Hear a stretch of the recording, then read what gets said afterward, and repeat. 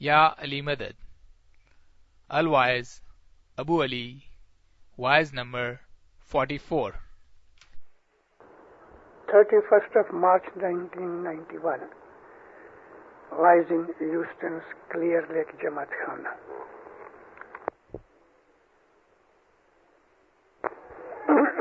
یا علی مدد، آپ کے اس جماعت خانے میں پہلی دفعہ آیا ہوں. مجھے ایسا محسوس ہوتا ہے کہ میں صرف پور میدان میں آیا ہوں.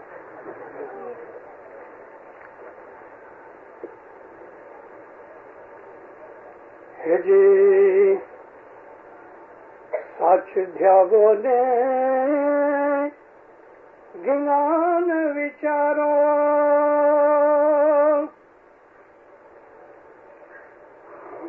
انے گر بنا گنان نہ ہوئے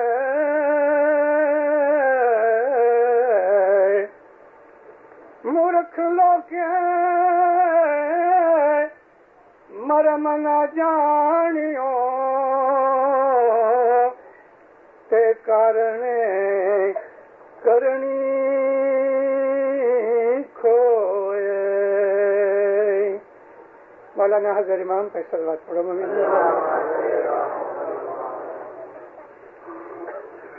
دنیا کی الحمدللہ سب مذہب کی کتابیں پڑھی، یعنی قرآن کو تو چھوڑ دو، وہ الہی کلام ہے، مگر گنانوں جیسی اور کوئی چیز مجھے نہ ملی. دین کا علم ہے، دنیا کا علم ہے. گنانوں کے اندر ہم کو اگر لذت آ جاوے تو اس زندگی کی تو ٹھیک، لیکن موت کے بعد کی زندگی کی بھی تصویریں ہم کو نظر آ سکیں. گنان ماہیں تو صاحب چھے، گنان بولو نت نوریں بھریا. ایسے ایسے الفاظ گنان کے لیے ہمارے پیروں نے فرمائے ہیں.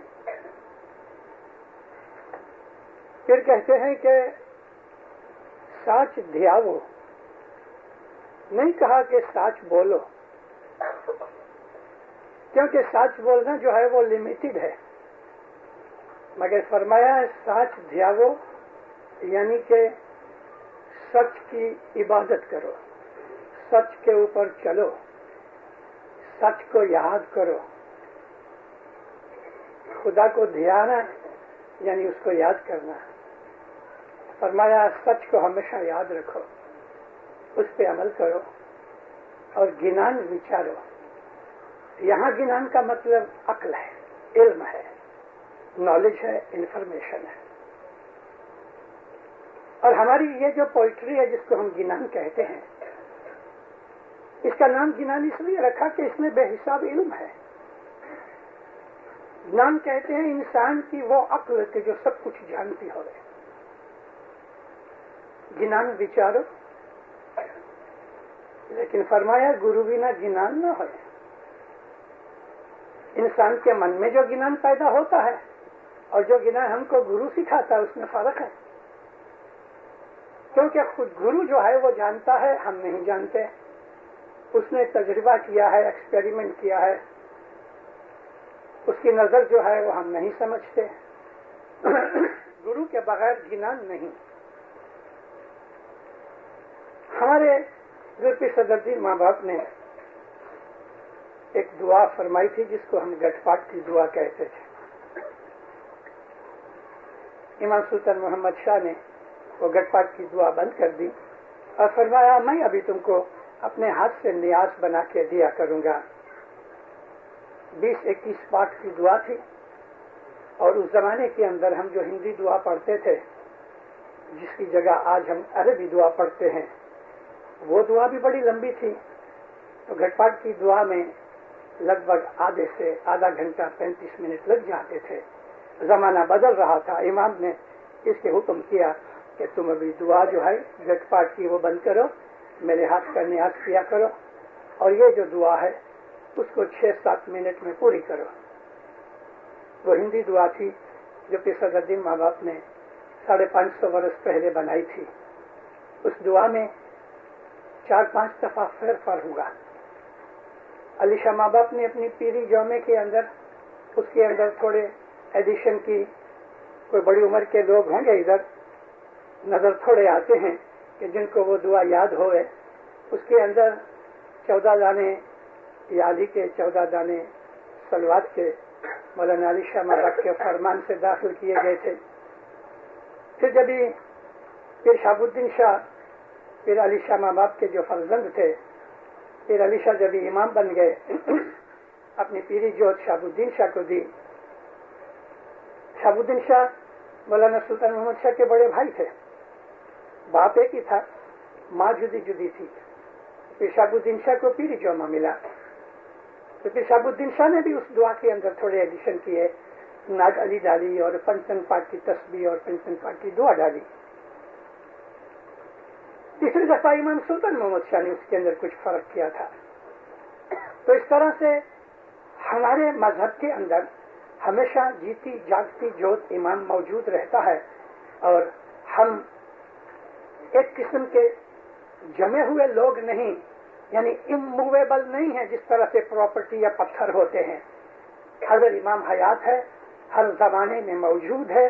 जो हमें वो कहता है जमाने के हिसाब से हमारा ईमान टिका रहे, जमाने के हिसाब से हमको ऐसी सहूलत मिले कि हम अपने मजहब के ऊपर अमल कर सकें, इस तरह इमाम हमको एक शिप के कैप्टन की तरह ऑर्डर करता रहता है, अभी इस तरफ चलो, अभी इस तरफ चलो। वो हमारा रूहानी पायलट है। इस सदर दिन की इस दुआ के अंदर एक लफ्ज, एक छोटा सा फिक्रा आया करता था, याशा कुंभे बांधियो जल रहे, जल बिना कुंभ न होए, तेम गिनाने बांधियो मन रहे, गुरु बिना गिनान न होए। 50 बरस पहले महात्मा गांधी ने अपनी जमात को एक खत लिखा। महादेव देसाई उसका सेक्रेटरी था। देसाई का खत आया कि मुझे तुम्हारे जमात खाने के अंदर आके तुम्हारी धर्म क्रिया देखनी है। काठियावाड़ के अंदर, गुजरात में वो जमाने के अंदर खोजों के खिलाफ बहुत कुछ प्रोपेगेंडा होता था। जब ये खत आया तो इमाम को पूछा गया, इमाम फरमाया अच्छा भले अहमदाबाद के जमात खाने के अंदर वो आवे, वो जमाने में वो वहां रहता था, लेकिन उसके साथ किसी सीनियर मिशनरी को साथ भेजो। कमिश्नरी वर्ते जी, इब्राहिम यूसुफ वर्ते जी को रिक्रिएशन क्लब ने साथ भेजा। महात्मा गांधी, महादेव देसाई जमात खाने आए। मुखी कामड़िया मिशनरी ने बहुत अच्छा उनका वेलकम किया, स्वागत किया, बिठाया उसको। हमारी दुआ शुरू हुई। दुआ पढ़ो मुखी साहब, दुआ पढ़ो कमड़िया साहब, हक नाम गिनो मौला अली, ईमान जी सांझा जिना बरकत दुआ सांझी दुआ जर्ज बेनती खीसे मर पुठियां शाह तो दरगाह में कबूल कर, नूर मौलाना शाह सुल्तान मोहम्मद शाह हजर इमाम। ये पहला पाठ था। बाद में एक तस्बीह निकली, फिर हाथ उठा के दुआ मांगी जाती है। तौबा तौबा तकसीरदार बंदो सिरता पा गुनेगार, याशा तू बख्शिए बख्शनहार, दुआ तो पीर पड़े बंदो बेनती करे, शाह पीर तो कबूल करे फरमान शाह पीर जो बचे। गांधी दुआ सुन रहा था। उस दिन जुमे का दिन था, घटपाट की दुआ थी। जब ये अल्फाज आए कि याशा कुंभे बांधियो जल रहे, जल बिना कुंभ न होए, तिन गिनाने बांधियो मन रहे, गुरु बिना गिनान न होए, आद कुंभ सदा उत्तम उपना। संस्कृत, प्राकृत, हिंदी, गुजराती, देवनागरी मिक्स जबानें थी। इसके अंदर अरबी और फारसी की दुआएं भी आती हैं। इसके मुंह के तासुरात बदलते रहते थे। हैरान रह गया। घटपाट की दुआ खत्म हुई, जमात खड़ी हुई, ये भी खड़ा हुआ। मुखी, अमलदार, मिशनरी नियाज पीने के लिए आए। गांधी महादेव देसाई को कहता है 1 रुपया मने आपो। महादेव देसाई ने उसको 1 रुपया दिया। تو یہ بھی پینے کے لیے آیا تو مشنری نے ہاتھ پکڑ لیا، کہنے لگا اب تمہارا ماتے નથી કેમ આ ઓના માટે છે કે જેને જગત ગુરુ સતગુરુની ભેટના કરી હોય, તમે ભેટના નથી કરી, ये रुक गया, न्यास नहीं पीने दिया मिशनरी ने इसको। लेकिन इसने कहा कि मेरे को आज वो ज्ञान मिला है कि जो मैं नहीं जानता था। मैं नहीं जानता था कि तुम खोजा लोगों के पास ऐसी कीमती प्रार्थना है, लेकिन मुझे के एक अफसोस रहा क्योंकि इसी के अंदर आगे आता है नुगरा होवे जाए प्यासा, सुगरा होवे सो भर भर पीवे। ये गांधी के अल्फाज इस तरह के थे। वो भूल गया कि है इस तरह से, लेकिन उसने पहली चीज बाद में कही, बाद की चीज पहले कह दी। कहता कि हूं नुगरो जाऊं छू। पीर का कलाम ऐसा है कि जो आदमी सुगरा है, सुगरा किसको कहते हैं? किस्मत वाला, सुहाग वाला, ग्रेटफुल है, उसको भी सुगरा कहते हैं। और नुगरा उसको कहते हैं जिसको शनाख्त नहीं, जिसको शर्म नहीं, जो कम नसीब है, वो प्यासा जाता है। क्यों प्यासा जाता है? जमात के अंदर तो सब पीते हैं, नुगरा भी पीते हैं, सुगरा भी पीते हैं। सुगरा आदमी ईमान के साथ पीता है, नुगरा पानी पीता है, न्याज नहीं पीता है। न्याज लेकिन उसके हलक से जब वो उतरता है तो न्याज पानी बन जाता है, इसलिए उसका ईमान नहीं है, शक में है, एतकाद नहीं है। सुगरा होवे सो भर भर पीवे, नुगरा जाए प्यासा। अशहदु अन्ना ला इलाहा इल्लल्लाह व अशहदु अन्ना मुहम्मदन रसूलुल्लाह व अशहदु अन्ना अलीयुन अमीरुल मोमिनीन अलीउल्लाह। मोमिनो, हमारे मजहब के अंदर जो इल्म है, हम चूंकि छोटपन से इस्माइली मजहब में रहे हैं, हम अपने आप को इस्माइली जरूर कहते हैं, लेकिन हमें कभी भी अपने इल्म की कदर नहीं की, हमने अपना इल्म पिया ही नहीं। वाज़े सुनते हैं, वाज़ों में बहुत जिनान होता है। इमाम सुल्तान शाह फरमाते थे कि वाज करना भी इबादत है और वाज का सुनना भी इबादत है, इसलिए कि वाज में इल्म आया। जिनानों की, फरमान की, वो बहुत सी चीजें जो ऑर्डिनरी तौर पे समझ में नहीं आती, वाजों के अंदर उसके खुलासे किए जाते हैं, इंसान की समझ बढ़ती है। जमाना बदल रहा है, आदमी मोह, ममता, माया, ऐश आराम, मौज शौक में पड़ गया है। मजहब वेट उतारने की चीज रह गई। मजहब सीरियसनेस लेने वाले कोई हैं जमात के अंदर, और फिर जमात के अंदर जमाने के हिसाब से ऐसे लोग भी आ गए कि जो चूहे की तरह अंदर अंदर काटते हैं। जमात में मोमन भी हैं। जमात के अंदर मोमन के विरुद्ध का जो लफ्ज है वो मैं नहीं बोलता, इसलिए नहीं बोलता कि जमात के अंदर आए हैं, ये भी खुश नसीबी है। लेकिन जिस तरह जमात के अंदर मोमिन है, तो जमात के अंदर वो लोग भी हैं कि जो नादान हैं, पढ़े लिखे नहीं, बेइल्म है। ऐसे नादान लोगों के लिए मौला की रहमत मौजूद है अगर वो समझ जाएं। मगर वो लोग कि जो दीन की दुश्मनी को अपने दिल में रख के दीन को और जमात को उथल पाथल करके उसमें सड़ा डाल के उसको बर्बाद करना चाहते हैं, ऐसे लोग भी जमात में हैं। मौलाना इमाम सुल्तान मोहम्मद शाह दातार सल्लल्लाहु अलैहि एक दफा जामनगर गए। जामनगर के अंदर उस पुराने जमात खाने में जो आज भी है, लेकिन अभी आज उसकी हालत बहुत खराब हो गई है, टूट फूट गया, रिपेयर की सख्त जरूरत है। खोजावाड़ में जामनगर के अंदर जमात खाना है। जामनगर का वो इलाका था कि जहां मौलाना अली शाह माबाप के जमाने से कुछ ऐसे लोग थे कि जो जमात के साथ नहीं थे। हसन अली शाह के विरुद्ध में जामनगर के और बाजू में एक और गांव इन लोगों ने इमाम हसन अली शाह के विरुद्ध में केस भी किया था एक।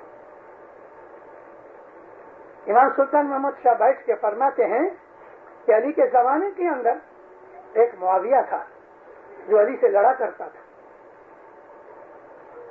लेकिन आज बहुत से मुआविया हैं जो मेरे सामने लड़ते हैं। हुसैन के सामने लड़ने वाला एक यजीद था, आज बहुत से यजीद हैं जो मेरे सामने लड़ते हैं। और फिर हाथ करके माँ बाप ने जमात की तरफ कहा, बहुत से यहाँ बैठे हुए हैं। इमाम के हुजूर में इमाम सुल्तान मोहम्मद शाह ने हाथ करके कहा कि यहाँ बहुत से बैठे हुए हैं, ये चीज फरमान में लिखी हुई है। वो लोग के जिन्हों को ईमान नहीं, मगर यूं कहते हैं कि हम ईमानदार हैं, ये हर जमाने के अंदर चला आता है।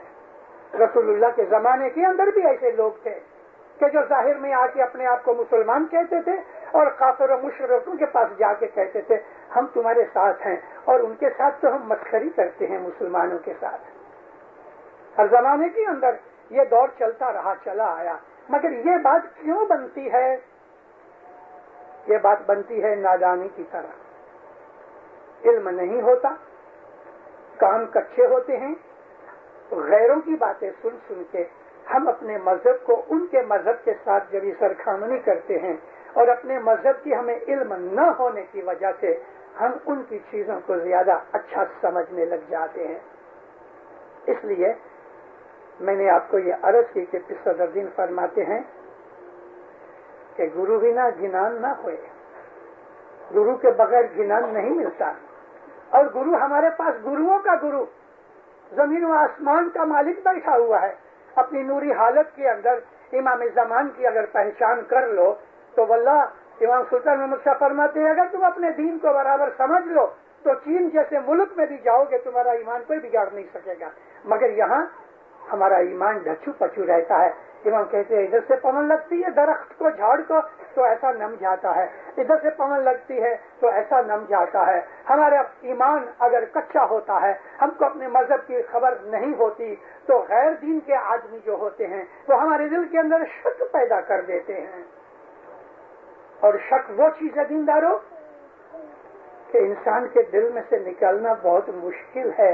रसूल अकरम सल्लल्लाहु अलैहि वसल्लम जो थे, आपको अपने इस्लाम की हिस्ट्री पढ़नी चाहिए। उसमें बहुत सी चीजें आपको इल्म की मिलेंगी जो आपको होशियार बना देंगी।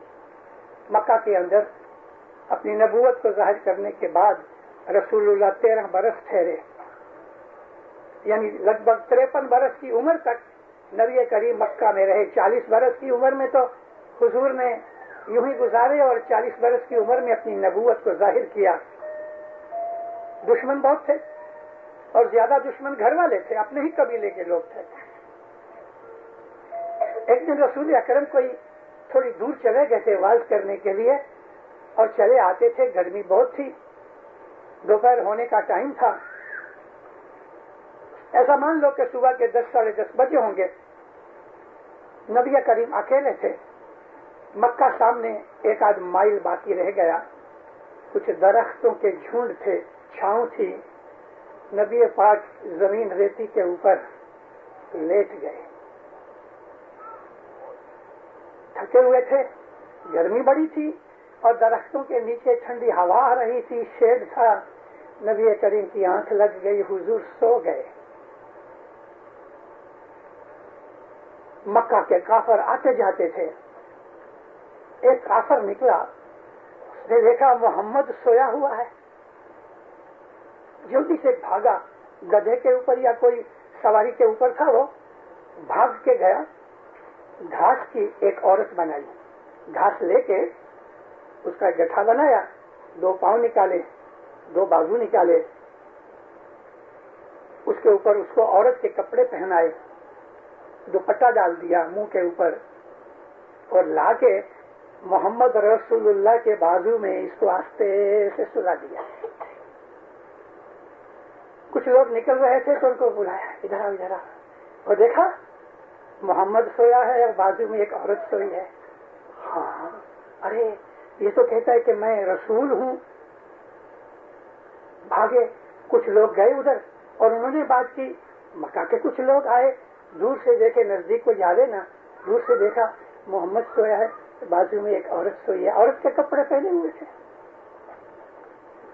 सैकड़ों आदमी आए गए, आखिर थोड़ा शोर बकोर होने लगा, आवाजें बुलंद होने लगी। रसूल पाक की आंख खुली तो कुछ लोग सामने खड़े थे। आंख खुली, ऐसा देखा तो जल्दी से चमक के उठे कि ये औरत तो सोई हुई है, लेकिन हुजूर की नजर जब पांव की तरफ गई तो उसमें से घास के कुछ तिनके नजर आए। नबी करीम उठे और पांव से उसको मारा जोर से, तो कपड़े निकल गए और जो घास था वो सूखा घास छूटा छूटा हो गया। और ये सब लोग जिन्होंने ये देखा वो हंसने लगे। अब ये लोग इन्होंने ये देख लिया कि ये घास की औरत थी और किसी ने मजाक किया है, लेकिन दीनदारों वो लोग कि जिन्होंने ये देखा कि बाजू में औरत सोई है और वो चले गए, उन्होंने अपनी आंखों से देखा। अब जो ये उनको जाके कहते हैं अरे वो तो सब शैतानी काम था, कुछ नहीं, घास की औरत थी, तो कहते हैं गलत है, हमने तो आंखों से देखा।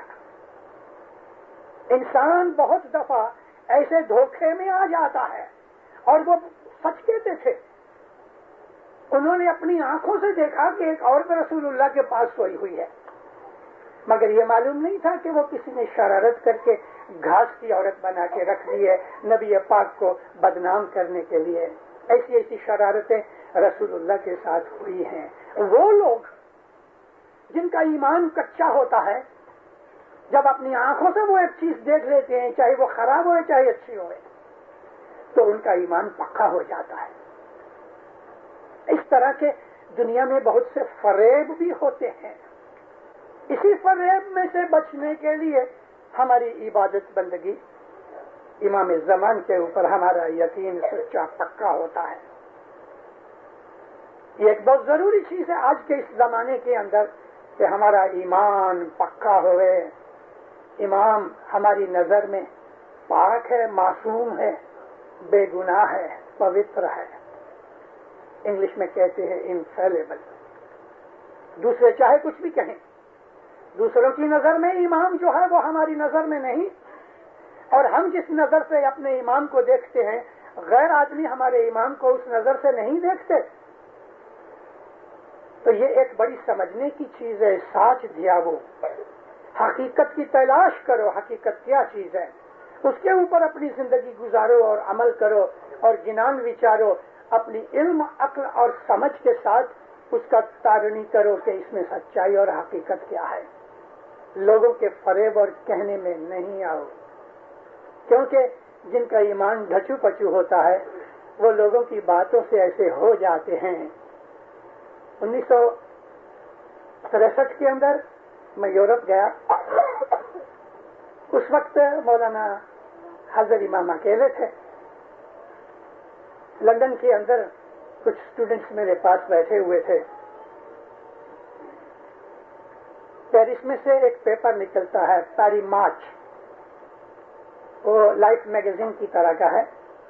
एक लड़का मेरे पास आया,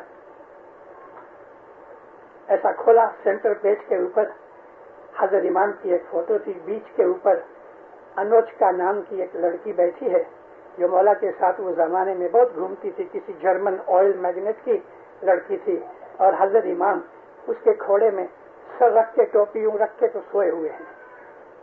ये लड़का मेरे पास ये फोटो लेके आया। मैंने फोटो देखा था पहले, मुझे कहता है ये देखो। मैं बोला हाँ देखा, क्या है? कहता है कि देखो। मैं बोला मैंने देखा, क्या है क्या? मौलाना हजर इमाम तो स्विमिंग कॉस्ट्यूम, स्विमिंग के कपड़े, चड्डी पहनी हुई थी। मैंने कहा देख बेटे, मौलाना हजर इमाम हमारे एतकाद, ईमान, मजहब के हिसाब से खुदा का नूर है, सर्वशक्तिमान है।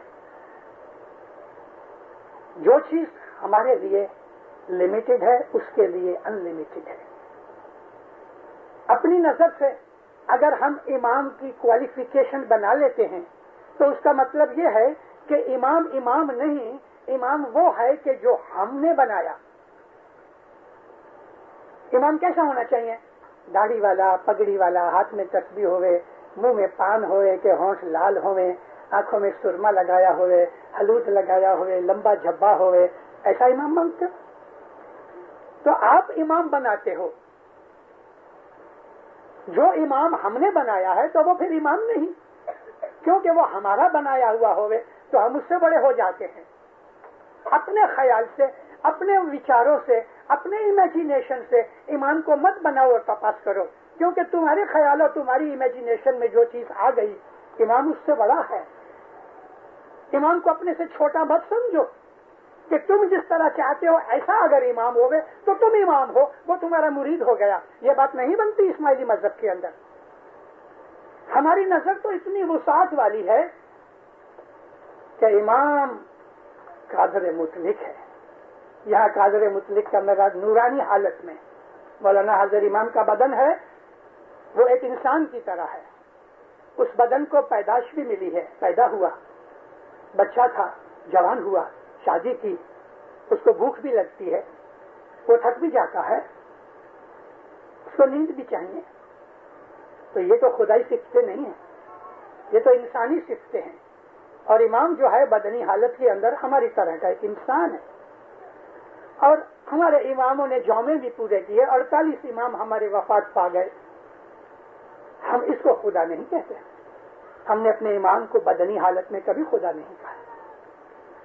ہم تو نور کی پرستش کرنے والے ہیں.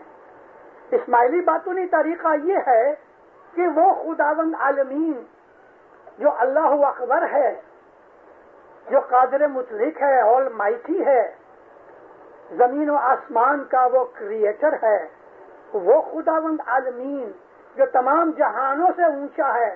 امام زمان حضرت امام فرماتے ہیں کہ ایسے 2000 برہمانڈ ہوئے, وہ پھر بھی وہ بڑا ہے. وہ خدا کیا ہے؟ قرآن میں خود خدا کہتا ہے اپنے لیے کہ میں زمین اور آسمانوں کا نور ہوں. خدا کے ہاتھ نہیں ہماری طرح کے, ہماری طرح کے پاؤں نہیں, ہماری طرح کی آنکھیں نہیں, ہماری طرح کا بدن نہیں. اس کو کسی نے پیدا نہیں کیا, نہ وہ کسی کو جنم دیتا ہے. وہ پاک پاکیزہ نور ہی نور ہے. خدا ہے, وہ نور ہے. خود خدا کہتا ہے کہ میں نور ہوں.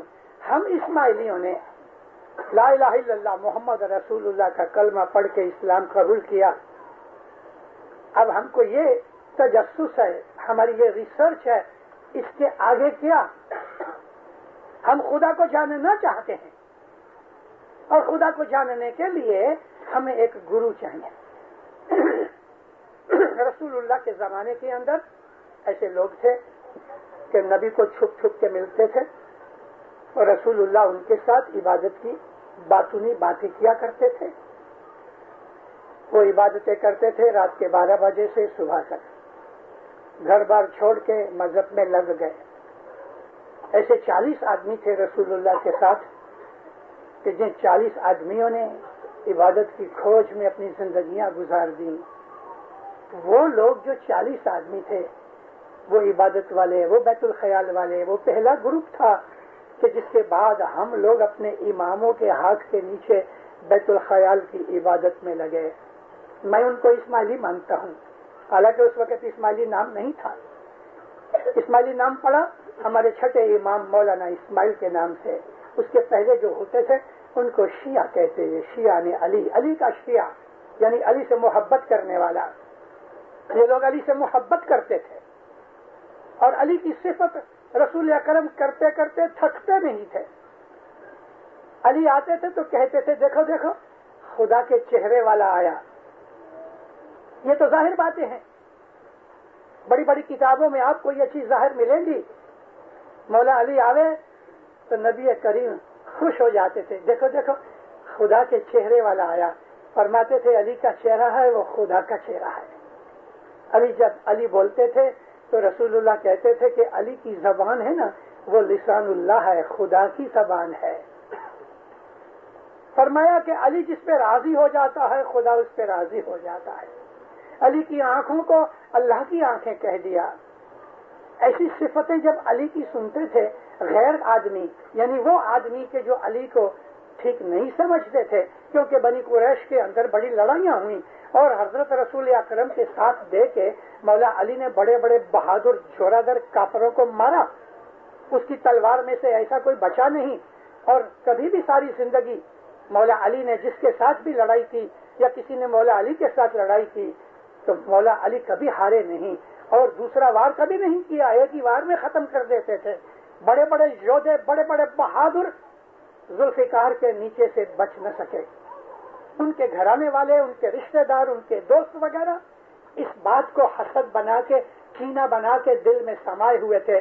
کوئی کہتا تھا علی نے میرے نانا کو مار دیا، کوئی کہتا تھا علی نے میرے ماموں کو مارا، کوئی نے کہا میرے باپ کو مارا، کوئی نے کہا میرے بھائی کو مارا۔ تمام بڑے بڑے قبیلوں کے جو سردار تھے علی نے ان کا خاتمہ کر دیا، کیونکہ محمد کو دکھ دیتے تھے۔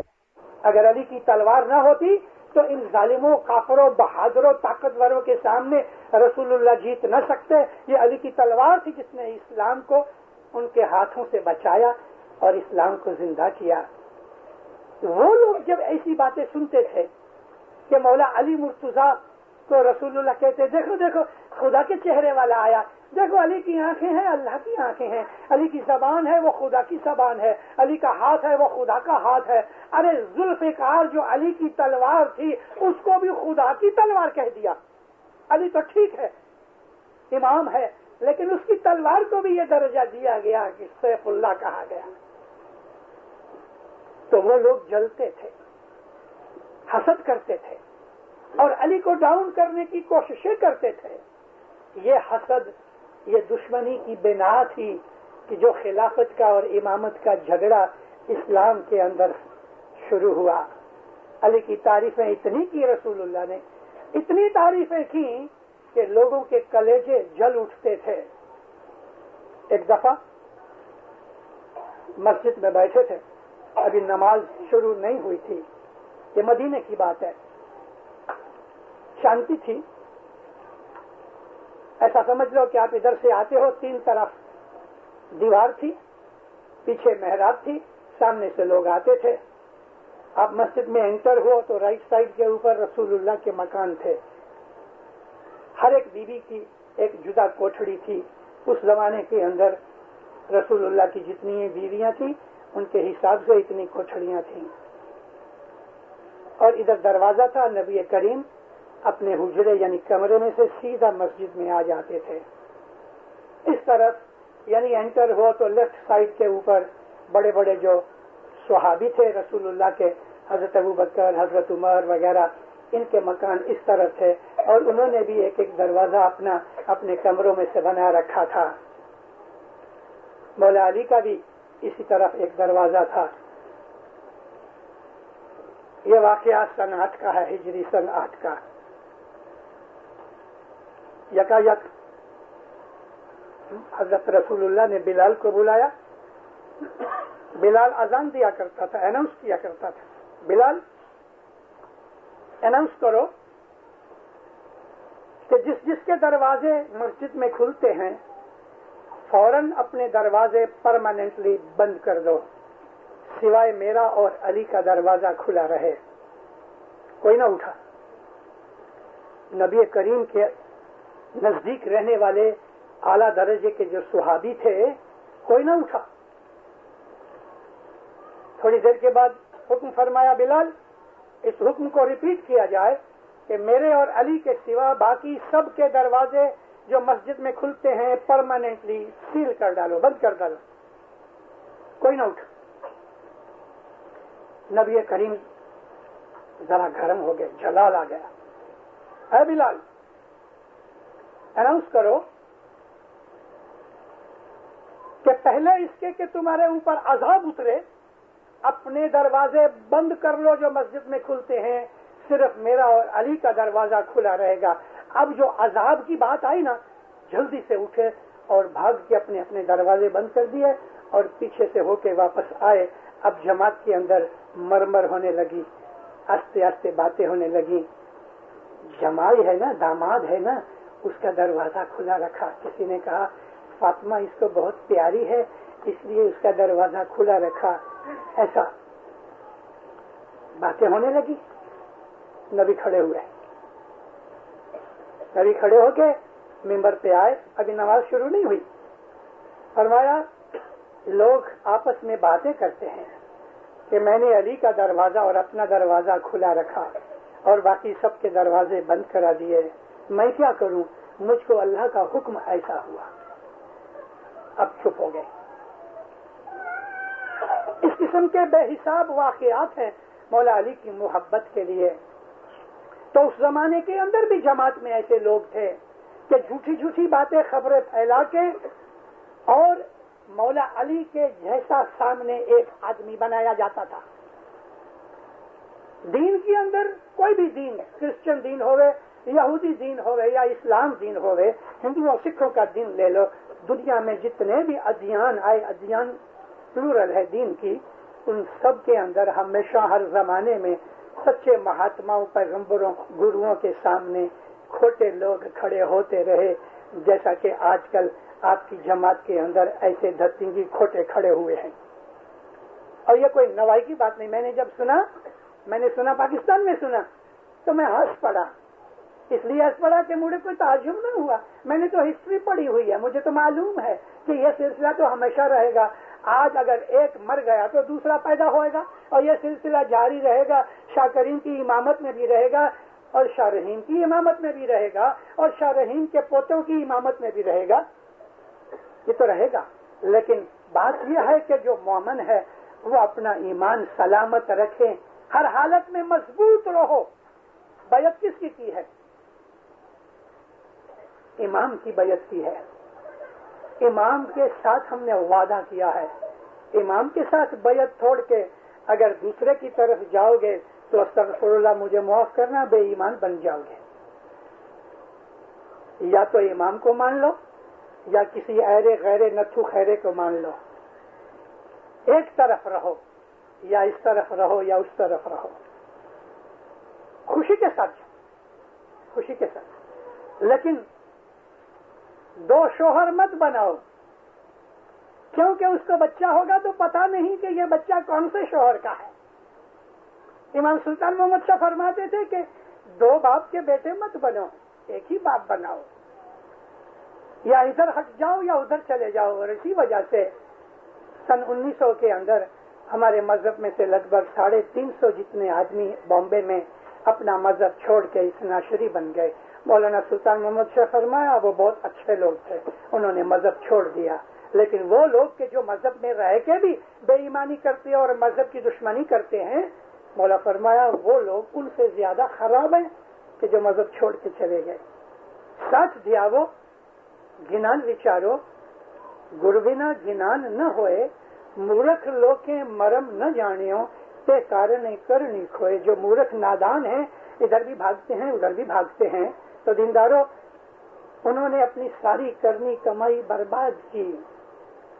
امام ہر زمانے کے اندر امام ہے، امام کی جو طاقت ہے وہ نور کی طاقت ہے، امام جو جانتا ہے وہ کوئی نہیں جانتا۔ مولانا امام سلطان محمد شاہ کی باتیں تو بہت ہم اپنے وعظوں کے اندر کرتے آئے، اس زمانے کے اندر بے حساب امام کی ایسی باتیں رہیں، لیکن اس حضرت امام کے زمانے کے اندر بھی ایسی کتنی ہی باتیں بنی ہوئی ہیں کہ جو عام لوگوں نے کبھی سنی کہ نہیں سنی۔ سچائی حقیقت میں سچائی ہے۔ ایک چیز یاد رکھو، امام سلطان محمد شاہ فرمایا کہ امام ہے وہ کوئی میجیشن نہیں ہے، میجک کرنے والا امام نہیں، امام تو دورانی دیتا ہے، گائیڈ کرتا ہے۔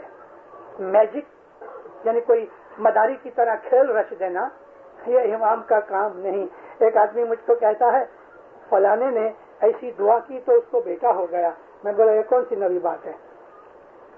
کسی کے یہ کہہ دینے سے بیٹا ہوا تو وہ کیا خدا ہو گیا؟ سبز علی مشنری جب ادھر گئے مڈل ایسٹ کی طرف، سینٹرل ایشیا کی طرف، تو انہوں نے ایک ایسا ہی آدمی کہ جس کو 14-15 سال سے کبھی اولاد نہیں ہوئی تھی اس کے لیے دعا کی اور ایک تعویذ لکھ کے یالی مدد 4 دفعہ لکھا، اس کو بیٹا ہو گیا۔ تو کیا سبز علی بھی خدا بن گیا؟ میں نے یہ کہا کہ اگر یہاں سے کسی آدمی کو ڈالاس جانا ہے تو ہم اندازہ کرتے ہیں کہ بھئی 1.5 یا 2 گھنٹے میں پہنچے گا، اور برابر وہ 2 گھنٹے میں کہ 2.25 گھنٹے میں پہنچ گیا، تو کیا کوئی خدا ہو گیا؟ انسان کے اندر اندازے بہت سے ہوتے ہیں۔ ایسی باتیں اگر ہم ایمان کے ساتھ لگا لے لیں، دنیاوی معجزے دیکھ کر جو ایمان آتا ہے اس کو ایمان نہیں کہتے۔ رسول اکرم نے جب یہ کہا کہ میں نبی ہوں خدا تعالیٰ کا، تو ان لوگوں نے نبی کے پاس سے کوئی معجزہ نہیں مانگا، وہ اعتقاد لے آئے. آمنتو باللہ، یا ایھا الذین آمنو آمنتو باللہ، اے مومنو تم اللہ کے اوپر ایمان لاؤ، یعنی قبول کر لو. یہ حضرت بلال تھے، حضرت خدیجہ تھیں آپ کی گھر والی، اور بہت سے ایسے لوگ تھے کہ جنہوں نے شروعات میں اسلام قبول کیا. انہوں نے رسول اللہ کا کوئی معجزہ نہیں لیا، اور جنہوں نے معجزے دیکھے، بلال کالا آدمی تھا، میں نے اس کا کل ہی ذکر کیا ہے، حبشی تھا، مگر اس کے دل کے اندر ایمان نے ایسی روشنی پیدا کر دی کہ سخت اذیت دکھ اٹھائے مگر اپنا ایمان چھوڑا نہیں. اور بلال نے کبھی رسول اللہ کی کوئی معجزہ نہیں دیکھا. عمر نام کا ایک آدمی تھا جس کو بعد میں ابو جہل کہنے لگے. یہ ابو جہل نبی کا چاچا بھی ہوتا تھا، سگا چاچا نہیں، دور کا چاچا تھا. اس نے یہ تو بڑی شرارتیں کی. یہ تو محمد پاگل ہے کہا کرتا تھا، محمد جادوگر ہے یوں کہا کرتا تھا، محمد فریب کرتا ہے ایسا کہتا تھا. اور جب یہ آوے تو رسول اکرم کھڑے ہو کے چاچا کو عزت دے، پاس بٹھاوے. ایک دن آیا، بھتیجے آج میں طے کر کے نکی کر کے آیا ہوں کہ اگر تم مجھ کو آج کا معجزہ دکھا دے تو میں مسلمان ہو جاؤں گا. حضور کہتے ہیں چاچا معجزہ کرنا میرا کام نہیں، میرا کام ہدایت کرنا ہے. میرا کام صرف یہ ہے کہ میں ہدایت کروں کہ یہ کرو یہ نہ کرو، یہ اچھا ہے یہ اچھا نہیں. معجزہ کرنا خدا کی طاقت ہے. نہیں خدا تیرا مانتا ہے، تیری بات سنتا ہے تو تم ایک معجزہ کرو، تم خدا کے پاس دعا مانگو کہ مجھے یہ معجزہ کر دے. اچھا کیا ہے؟ کہنے لگا ابھی ایک درخت پیدا ہوئے، سونے کا اس کا سٹیم ہوئے، تھڑ سونے کا، چاندی کی اس کی شاخیں ٹہنیاں ہوئیں، زمرد کے پتے لگے ہوئے، ہیرے موتی کے اس کو پھل لگے ہوئے. رسول اکرم ہنسنے لگے، کہتے کہ آپ دعا کرو خدا آپ کی سنتا ہے، اگر یہ ہو جاوے میں ابھی مسلمان ہو جاؤں. نبی کریم نے دعا کی ہے، خدایا انفلوئنشل آدمی ہے، تو مہربانی کر. حضور ابھی دعا ہی کر رہے تھے اور اس کی آنکھوں نے یہ چیز دیکھی. دوسرے جو اصحاب بیٹھے تھے انہوں نے نہیں دیکھا، لیکن اس نے دیکھا. واللہ منہ کھلا رہ گیا، آنکھیں پھٹ گئیں. بہت دیر تک دیکھتا رہا.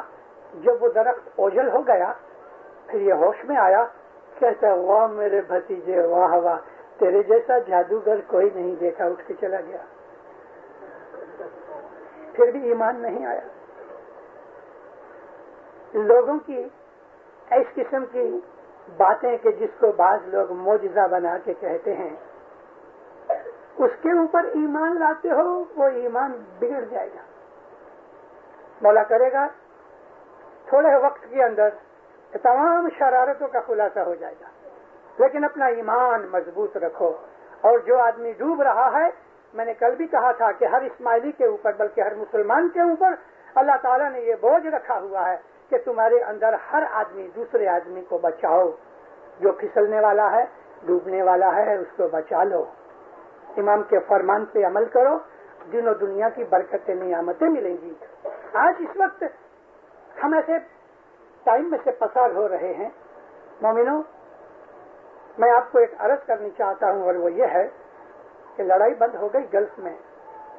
اس کے اثرات بہت مدت تک رہیں گے. آنے والے کم از کم 1.5 سے 2 برس مالی حالت کے حساب سے ساری دنیا میں اور خاص طور پہ امریکہ کے اندر رہیں گے. کینیڈا بھی اس میں باہر نہیں ہے. نارتھ امریکہ میں اس وقت یہ ضروری ہے کہ آپ اپنا خرچ کم کرو، کیونکہ آنے والے کچھ ٹائم کے اندر عام طور پہ بیپار گھٹ جائے گا.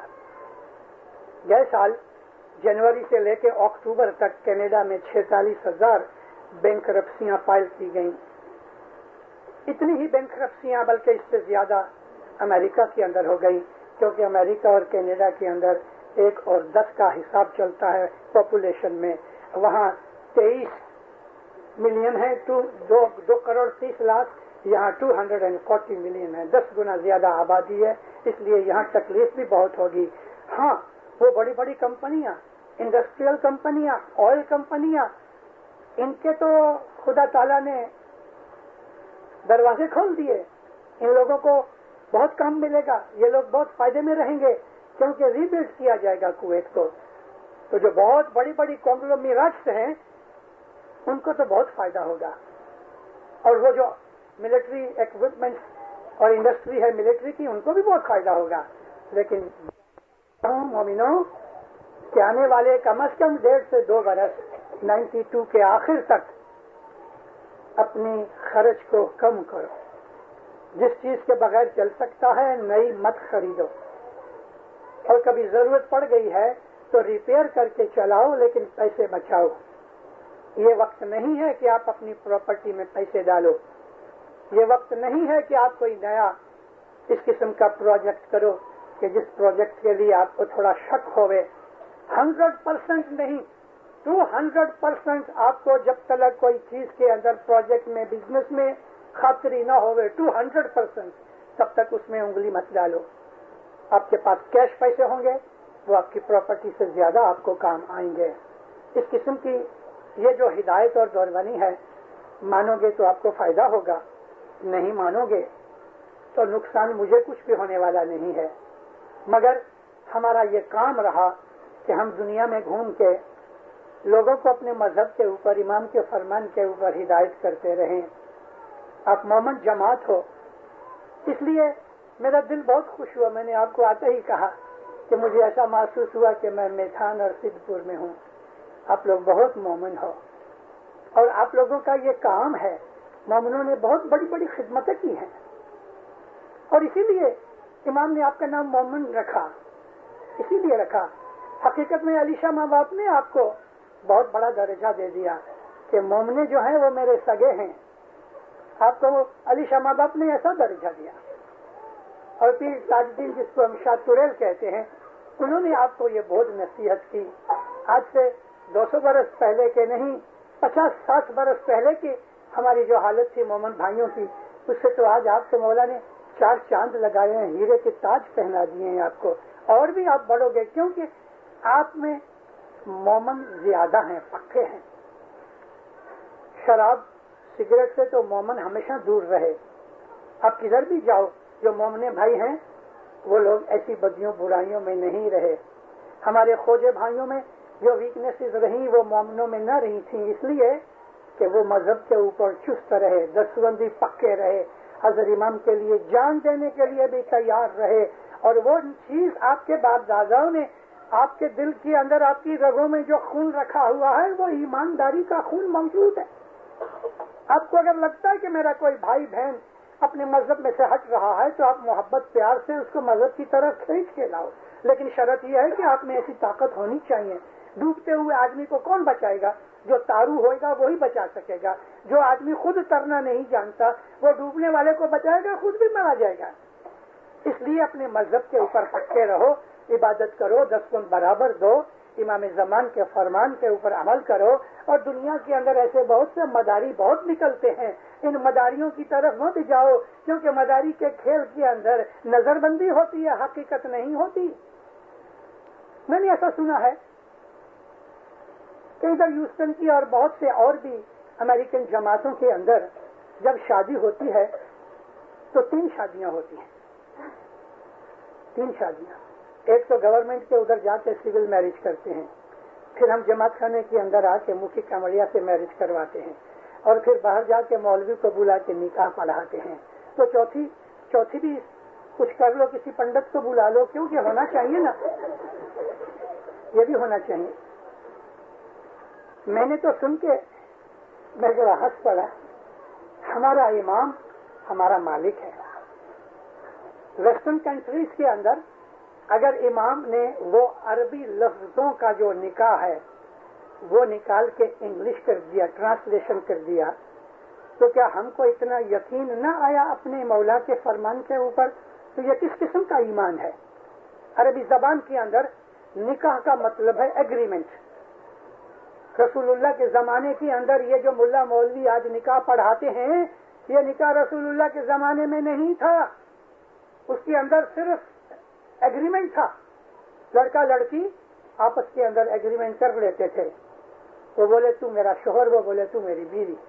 और दो आदमी, और रसूलुल्लाह का ये शरीयत के अंदर हुक्म है कि कोई भी दो बालिग आदमी यानी 18 बरस की ऊपर के जो एज है, ऐसे दो आदमियों के सामने अगर लड़की लड़का ये कह देवें कि हमने एक दूसरे को पसंद किया और मियाँ बीवी बन गए हैं, तो वो बिल्कुल सच्चा निकाह है, चाहे उसके अंदर फिर हाथ उठा के दुआ मांगी जाए या न मांगी जाए। निकाह के अंदर है क्या?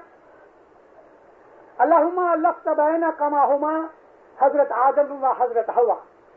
ऐ खुदाया, इन दो के दिलों में ऐसी मोहब्बत डाल के जैसी आदम और हवा के अंदर डाली थी। आज हम ये नहीं बोलते क्योंकि हवा ने आदम को जन्नत में से निकाला, क्या मालूम कि ये भी जन्नत में से निकाल देवे हमको। ऐसी ये दुआएं हैं और कुछ नहीं। अल्लाहुम्मा अल्लफ़्त बैना कमाहुमा हजरत मूसा व सफूरा, मूसा अलैहिस्सलाम की बीवी का नाम सफूरा था। ये दुआएं मांगी जाती हैं कि हजरत आदम और हवा, हजरत इब्राहिम और सारा, हजरत मूसा और सफूरा, और चूंकि हजरत ईसा ने शादी नहीं की तो उसका नाम नहीं दिया, और हजरत मोहम्मद और बीबी खदीजा। बस ऐ खुदाया, जिस तरह इनके दिलों में मोहब्बत थी ऐसी मोहब्बत तो इनके दिलों में डाल दे। निकाह में और कुछ नहीं। हक मोहर की रकम होती है, वो जाहिर नहीं की जाती। बाकी ये जरूर होता है कि वो औरत पर्दे में होती है तो एक वकील आता है तो वो कहता है कि मैं फलानी लड़की का वकील हूँ, वो बोलता है मैं उसका वकील हूँ, तो ये कहता है कि ये जो मेरा मुवक्किल है वो तेरे मुवक्किल से शादी करना चाहता है। ठीक है, यही तो बात है। अब चूंकि वो अरबी के अंदर है, हमको समझ नहीं आती, इमाम ने उसको इंग्लिश बना दिया। मुखी कमरिया के सामने हम साइन करते हैं दोनों जने, ये एग्रीमेंट हो गया। मुखी कमरिया इमाम की तरफ बैठे हुए उनके रिप्रेजेंटेटिव हैं, वो दुआ मांगते हैं, खत्म हो गया। अब इससे ज्यादा क्या है? वो मौलवी की दुआ आपको ज्यादा लगी हजर इमाम के मुखी कमरिया से? किस किस्म का ईमान है आपका? आपने हजर इमाम के फरमान की बेफरमानी की, नादानी की। ये बात मत करो, ये बात मत करो। इमाम के फरमान मानो। इमाम रात के वक्त, आधी रात है, 12 बजे हुए हैं, और इमाम कहता है इस वक्त दोपहर की धूप चल रही है। तो दीनदारों, आप दिल में शक मत करना, क्योंकि इमाम के फरमान में कुछ भेद है।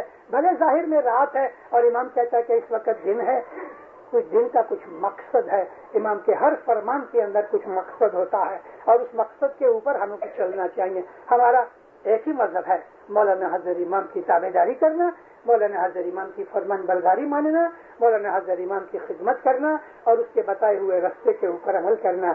अगर ये नहीं है तो हम अपने दीन पर नहीं हैं, और अगर ये मंजूर नहीं है तो खुशी से हमारे दरवाजे खुले हैं। मौलाना सुल्तान मोहम्मद शाह फरमाया मेरे दीन के दरवाजे खुले हैं, और कुरान पाक में भी है कि ला इकराह फिद्दीन, दीन में कोई जबरदस्ती नहीं। अगर ये दीन पसंद नहीं, क्रिश्चियन दीन पसंद है, क्रिश्चियन हो जाओ, सुन्नी बन जाओ, लेकिन अगर इस्माइली मजहब में रहना है तो इस्माइली मजहब के ऊपर हक पे रहो। हजर इमाम को अपना इमाम माना है, बैत की है, पक्के रहो, सच्चे रहो, तो इंशाल्लाह दीन में दुनिया में आपकी चढ़ती होगी, आबाद बनोगे, सुखी बनोगे। मौला आपको दीन में दुनिया में चढ़ती देवे, रूहानी, दिमागी, जिस्मानी, दौलत वगैरह सब कुछ देवे, नेक उम्मीदें पूरी करे, आफतें बलाएं दूर करे, मुश्किलें दूर करे, मुसीबतें दूर करे। मौला आपकी दुआएं इबादत कबूल करे, तंदुरुस्ती देवे, सदा सब मोहब्बत इत्तेफाक देवे, जान माल में बरकत देवे, हाल औलाद में बरकत देवे, रोटी कमानी में ज्यादा बरकत देवे, आपके दिलों को सुकून और शांति देवे, आपके घरों के अंदर सुकून और शांति देवे, आपकी दुआएं नेक उम्मीदें पूरी करे, ज़हरबात दीदार नसीब करे। खाना वजान, खाना वजान। आमीन।